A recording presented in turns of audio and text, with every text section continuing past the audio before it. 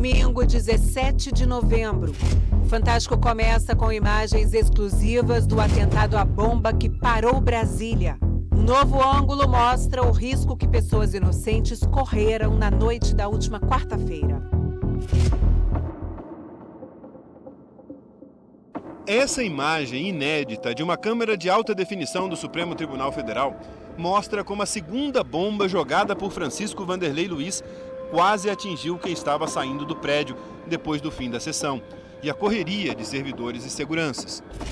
O sistema de monitoramento e segurança do Supremo, instalado depois do 8 de janeiro, tem mais de 400 câmeras, capazes de identificar imediatamente qualquer ameaça. Alarme recebido. Quando o autor do atentado se aproximou do prédio, o sistema deu um alerta. Ele cruzou ali, um dia chuvoso, parou em frente ao lugar. Veio o pop-up na tela, vermelha, alerta de intrusão. O tipo de vestimenta, a forma como se portava, como se locomovia. E naquele horário ali em frente, se agachando, voltando. Essas imagens inéditas mostram com mais nitidez quando Francisco passa por trás do ponto de ônibus onde estava Laiana Rocha, que tinha saído mais tarde do trabalho por causa da chuva. Ele passa e meio que dá um joinha assim para todo mundo. Acho que hoje, eu parando para analisar, é como se ele estivesse falando assim: olha o que vai acontecer. Do ponto de ônibus, Laiana começa a gravar a ação do homem na praça. Gente, olha o perigo, estão soltando bomba aqui no STF. Ai, gente, que medo. Olha lá, o de verde, ele passou do nosso lado. Foi, ele passou aqui do nosso lado. Nossos repórteres localizaram o casal que estava descendo a rampa do Supremo na hora do ataque. Patrícia e Beto Pita contaram que foi tudo muito rápido. Quando ele estava gesticulando muito e gritando, não dava para discernir o que ele falava. Não dava para a gente assimilar, né? Mas a gente via que ele falava muito. O segurança foi para o lado dele e aí ele gritou alguma coisa e foi afastando, né? E o segurança também afastou dele. Em depoimento à Polícia Federal, o segurança disse que, ao ser abordado, o homem ameaçou explodir uma bomba caso alguém se aproximasse e começou a lançar os artefatos contra o Supremo. E logo a gente viu ele riscando algo, né? E jogou pro lado da estátua e explodiu. Foi uma explosão até considerável. A minha esposa viu explodindo, ela já apavorou e falou assim: amor, vamos correr. Foi o momento mais tenso para eles. E aí ele virou para nós. Acendeu outra bomba. Aí quando ele acendeu outra bomba olhando para nós, aí eu apavorei. E aí ele se deitou. Ele deitou, colocou do lado dele o explosivo. E aí foi que a gente ouviu só o barulho, porque eu me lembro assim, chegando perto do carro, eu me agachei para me proteger da bomba, de algo que poderia ali me atingir. E a gente vê aquele corpo ali no chão e é uma sensação de impotência, de não poder ter feito nada. Desculpa. As câmeras do Supremo registraram com precisão detalhes da cena do crime. O primeiro artefato que Francisco atirou contra o prédio e que não explodiu, talvez por causa da chuva. O chapéu que o criminoso usava. E um detalhe revelador. Perto do corpo ficou um pequeno extintor de incêndio que, segundo os investigadores, estava cheio de gasolina. Tinha um extintor com ele e esse extintor tinha gasolina. Ele jogou uma espécie de pano na frente da estátua. Muito possivelmente ele tentaria incendiar a estátua, também atentando contra ali o judiciário, né, brasileiro. O corpo ficou toda a noite na Praça dos Três Poderes. Um robô do Esquadrão de Bombas da Polícia Militar do Distrito Federal foi acionado para se aproximar primeiro. As câmeras do robô indicaram ali que ainda havia a presença de um circuito, de um display com um timer e de um cinto, que a gente foi identificando aos poucos. O robô utilizou a garra dele, foi lá, retirou o timer, né? A gente aparentava ser um timer. Quando retirou aquele timer lá, a gente viu que ele não estava conectado, separamos do corpo e aí a gente foi trabalhar no cinto que estava preso ao corpo. Ele está com a bomba na linha da cintura. No cinto a gente encontrou um dispositivo explosivo. E não era apenas na Praça dos Três Poderes. Logo, os policiais foram descobrindo outras bombas que Francisco Vanderlei tinha deixado para trás. A gente trabalhou incansavelmente, debaixo de chuva, foram 17 horas de operação, desde quando a gente começou a desativar a primeira ameaça até a última ameaça no dia seguinte. A PM localizou a kitnet que Francisco alugava em Ceilândia, a cerca de 30 quilômetros da esplanada. E a Polícia Federal mandou para lá uma equipe do Grupo de Bombas e Explosivos.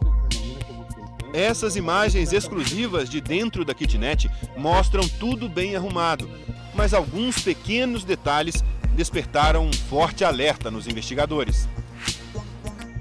Esse robô foi usado por precaução. Ao chegar à casa de Francisco Vanderlei Luiz, a polícia percebeu em alguns lugares pequenas etiquetas onde estava escrito "Cuidado". Além disso, um cachorro treinado deu o sinal de que outras bombas poderiam estar escondidas. Foi um evento sem precedentes, né, no nosso grupo, porque geralmente a gente acessa ambientes perigosos, mas a gente nunca encontrou nada armadilhado, nenhuma bomba esperando, né, o nosso operador. No dia seguinte ao atentado, o diretor-geral da Polícia Federal falou sobre essa emboscada. O uso do robô salvou a vida de alguns policiais que, se tivessem ingressado na residência, certamente não sobreviveriam àquela intensidade da explosão. Estamos falando aqui de armadilhas para matar policiais que estavam fazendo a investigação. O momento da explosão não foi filmado pelo robô, mas a Polícia Militar do DF fez uma demonstração de uma explosão controlada com menor potencial lesivo.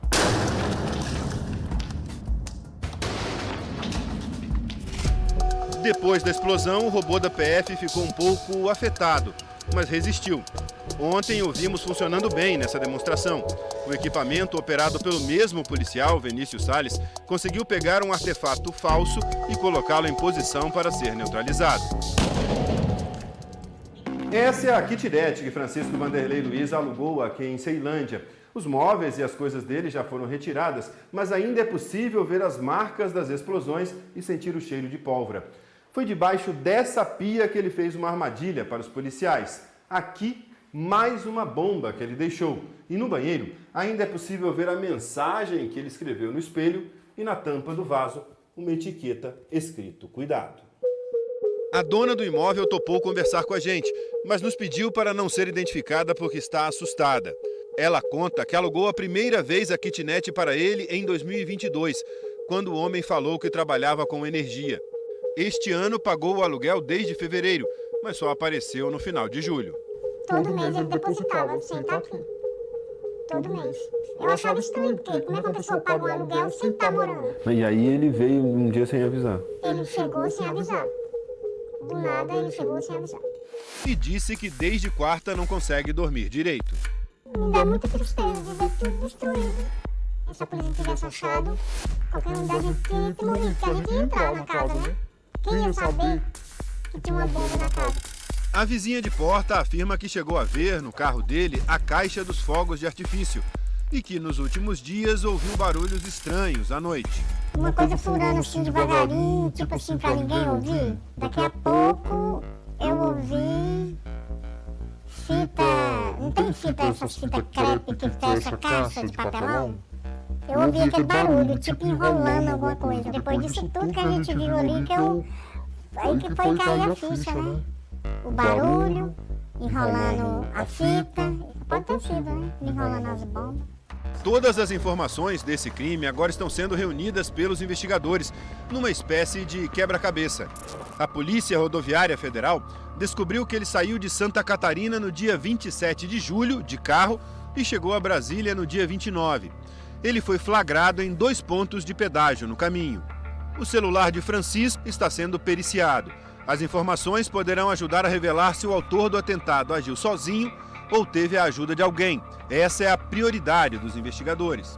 O laudo cadavérico mostra a extensão do ferimento na cabeça de Francisco Vanderlei Luiz, provocado pela explosão da bomba que ele segurou. Aquilo não era um rojão, aquilo era uma bomba. Era uma bomba que dentro da bomba tinha o material que é o mesmo utilizado para fazer o rojão. Por isso a gente vê aquelas explosões luminosas, né, com efeito pirotécnico. Ele morreu por conta de uma bomba. A gente consegue perceber uma queimadura na face aqui e houve um dano muito grande à cabeça dele que levou à morte, né? Ele morreu de traumatismo crânioencefálico decorrente de explosão. com a perícia, a gente consegue conectar as coisas. A gente consegue saber que a kitnet foi utilizada para fabricar os artefatos. A gente sabe que um trailer que estava do lado do carro era também utilizado como uma base temporária para ele. A gente consegue saber a intenção que muito provavelmente havia de atentar contra o STF, porque os fogos de artifício estavam direcionados para o STF.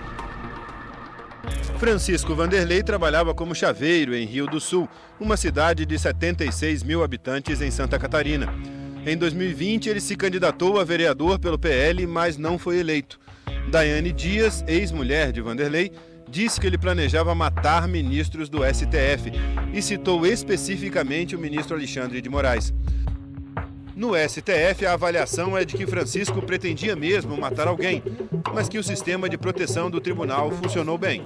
Se a gente quiser criar uma barreira virtual em volta do Supremo Tribunal Federal, a gente cria essa barreira virtual de perímetro. Qualquer pessoa que atravesse naquela linha azul, ela vai ser identificada, pula um alerta aqui no nosso painel, para que a gente tenha atenção àquela pessoa que está passando daquele perímetro. O que a gente considera ameaça dentro desse sistema? São pessoas que estão ali no Banco Nacional de Mandados de Prisão, com mandados de prisão em aberto, ou alguém que de fato já cometeu algum tipo de ameaça explícita ou algum ato atentatório contra o Supremo Tribunal Federal. Então a gente consegue identificar essa pessoa. Intrusão, pegou, e aí está buscando quem são essas pessoas automaticamente. Alarme recebido.